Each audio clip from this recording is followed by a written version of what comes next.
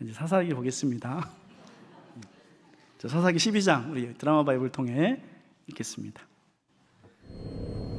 에브라임 사람들이 모여 북쪽으로 가서 입다에게 이르되, 내가 암몬 자손과 싸우러 건너갈 때에 어찌하여 우리를 불러 너와 함께 가게 하지 아니하였느냐? 우리가 반드시 너와 내 집을 불사르리라. 입다가 그들에게 이르되, 나와 내 백성이 암몬 자손과 크게 싸울 때 내가 너희를 부르되 너희가 나를 그들의 손에서 구원하지 아니한고로 나는 너희가 도와주지 아니하는 것을 보고 내 목숨을 돌보지 아니하고 건너가서 암몬 자손을 쳤더니 여호와께서 그들을 내 손에 넘겨주셨거늘 너희가 어찌하여 오늘 내게 올라와서 나와 더불어 싸우고자 하느냐? 입다가 길르앗 사람을 다 모으고 에브라임과 싸웠으며 길르앗 사람들이 에브라임을 쳐서 무찔렀으니 이는 에브라임의 말이, 너희 길앗 사람은 본래 에브라임에서 도망한 자로서 에브라임과 문하세 중에 있다. 길르앗 사람이 에브라임 사람보다 앞서 요단강 나루턱을 장악하고 에브라임 사람의 도망하는 자가 말하기를, 청하건대 나를 건너가게 하라 하면 길르앗 사람이 그에게 묻기를, 내가 에브라임 사람이냐 하여 그가 만일 아니라 하면 그에게 이르기를 시볼렛이라 발음하라 하여 에브라임 사람이 그렇게 바로 말하지 못하고 시볼렛이라 발음하면 길르앗 사람이 곧 그를 잡아서 요단강 나루턱에서 죽였더라. 그때 에브라임 사람의 죽은 자가 42,000명이었더라. 입다가 이스라엘의 사사가 된 지 6년이라 길르앗 사람 입다가 죽음에 길르앗에 있는 그의 성읍에 장사되었더라. 그 뒤를 이어 베들레헴의 입산이 이스라엘의 사사가 되었더라. 그가 아들 30명과 딸 30명을 두었더니 그가 딸들을 밖으로 시집 보냈고 아들들을 위하여는 밖에서 여자 30명을 데려왔더라. 그가 이스라엘의 사사가 된 지 7년이라 입산이 죽음에 베들레헴에 장사되었더라.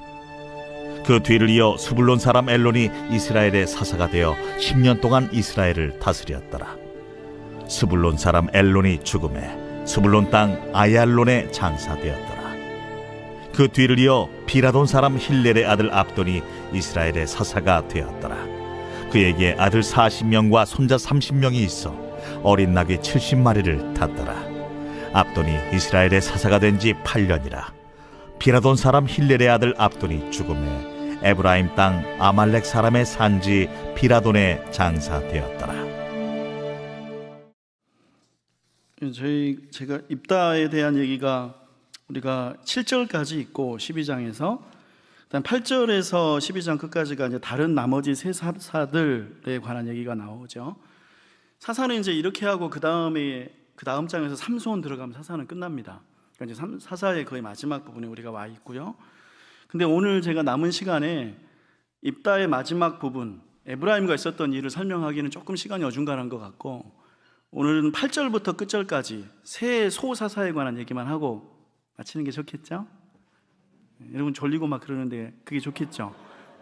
너무 막 길게 하는 것보다. 그래서 오늘은 새 사사만 하겠습니다. 얘기는 쉬워요. 자, 8절 보면 입산이라는 사사 나오고, 그 다음에 두 번째 엘론이라는 사사 나오고, 압돈이라는 세 사사가 작은 사사들이 나와요. 근데 이제 이 사사들에 관한 이야기를 왜 성경이 보여주냐? 일단 이 사사들은 어떤 위기 상황 같은 게 없습니다, 기록이. 그리고 이 사람들이 어떤 그 하나님에게 임명받았다 이런 기록도 없습니다. 그런데 사사가 돼요. 근데 이 사람들이 사사가 되는 배경을 보면, 자, 9절 입산에 관한 설명 볼게요. 같이 읽어보겠습니다. 9절. 그가 아들 30명과 딸 30명을 두었더니 그가 딸들을 밖으로 시집 보냈고 아들들을 위하여는 밖에서 여자 30명을 데려왔더라. 그가 이스라엘의 사사가 된 지 7년이라. 자, 입산이라는 사람이 자식이 몇 명이에요? 30 더하기 30이잖아요. 60이죠. 자, 자식이 60명이라면 부인이 몇 명일까요? 부인이 한 명은 아닐 것 같아요, 절대로. 부인이 많겠죠. 자, 근데 이 사람이 사사로 된 지가 몇 년이라고 그랬어요? 7년.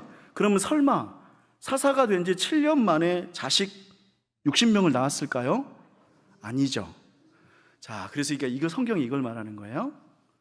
이 사람은 사사가 되기 전에 엄청난 부자구나. 여러분 우리도 아마 이게 뭐 이런 말 얘기하면 우리 여자분들 기분 나빠하실 수 있. 우리 그러니까 옛날에 막 첩두고 해가지고 막 이렇게 2집 살림하고 3집 살림하고 이런 아저씨들이 있었잖아요. 그럼 이런 아저씨들은 가난한가요? 돈이 많은가요? 돈이 많아요. 그러니까 바람 피울래도 가난하면 못합니다. 아무튼 제가 여기까지만 하고, 그러니까 부인이 많다는 건 무슨 얘기냐면 이 입산이 굉장히 성공한 사람이라는 뜻이에요. 사사가 돼서 성공한 게 아니라 이 사람은 성공해서 사사가 된 겁니다. 근데 하나님이 부르신 게 아니고 외침이라는 위기가 있었던 것도 아니고 사사가 명예로운 자리니까 내가 우리나라에서 제일 부자다. 그러니까 내가 사사해야겠다. 이거예요.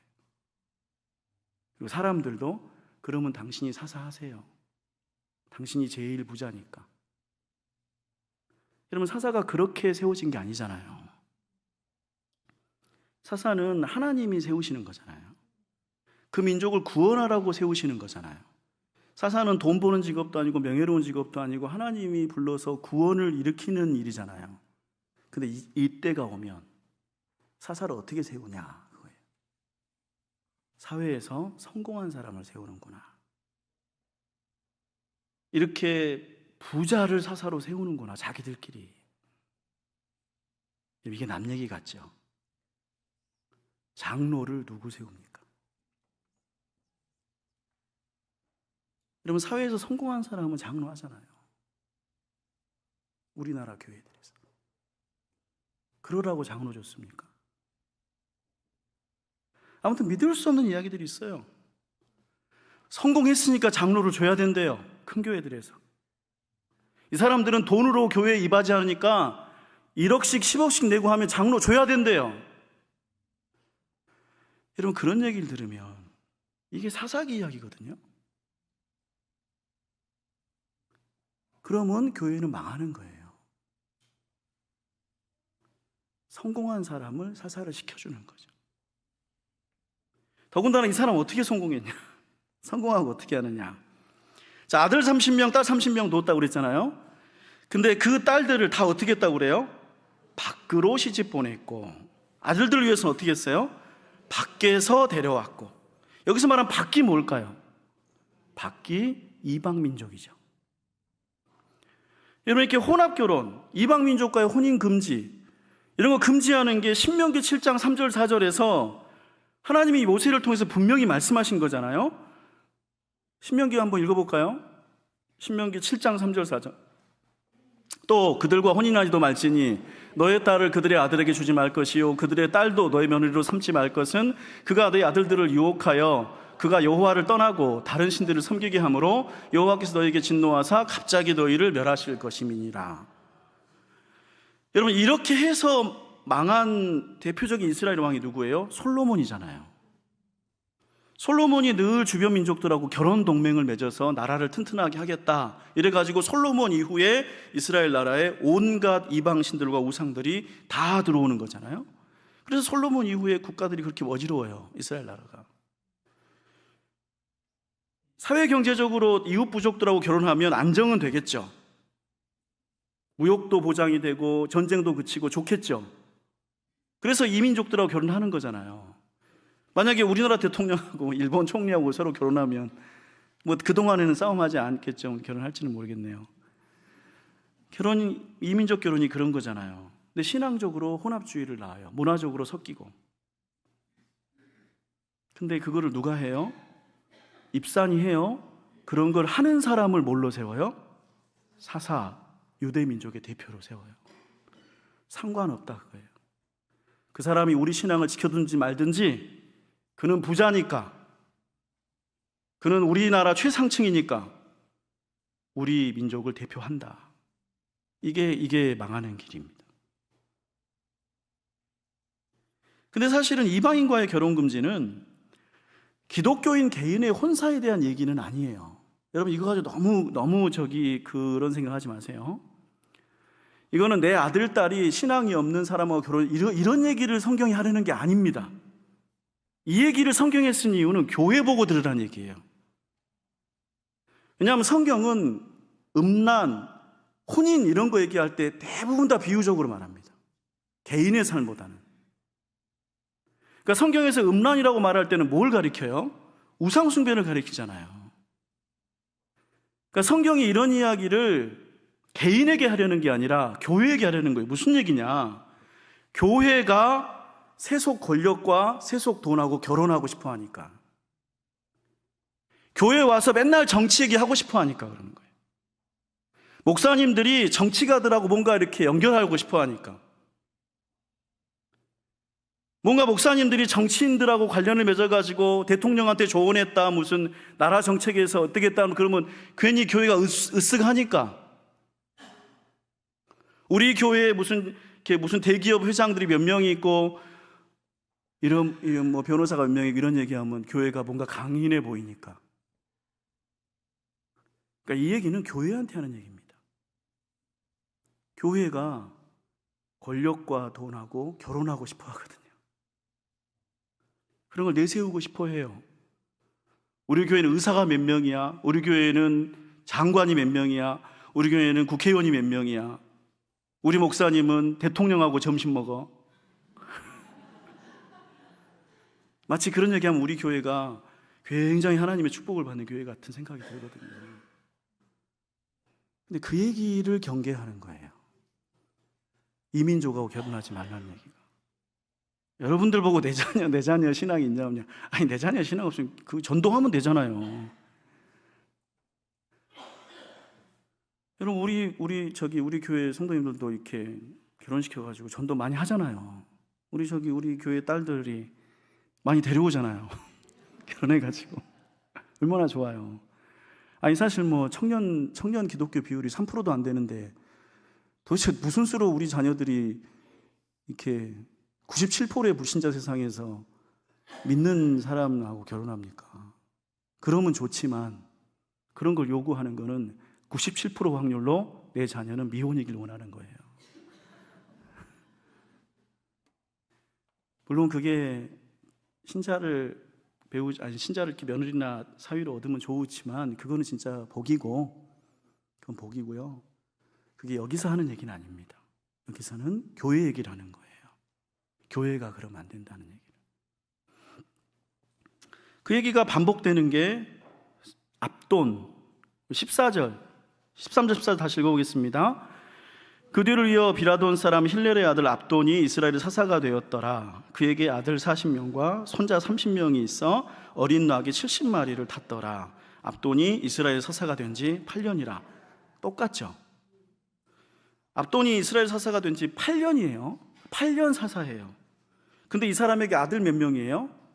40명. 그럼 역시 아들 40명 낳으려면 부인이 한 명이에요, 아니에요?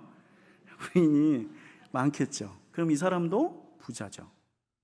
그리고 사사가 돼서 부자가 아니라 사사 되기 전부터 부자죠. 사회적으로 최상층 인물이에요. 근데 이 사람이 신앙이 있어요, 없어요? 없어요. 왜냐하면 이 사람은 아들, 손자를 다 나귀에 태우는 화려한 인생을 사는 사람이니까. 나중에 명예직으로 사사를 받아서 8년 동안 있다가 죽어요. 그러니까 믿음 이런 거 없어요.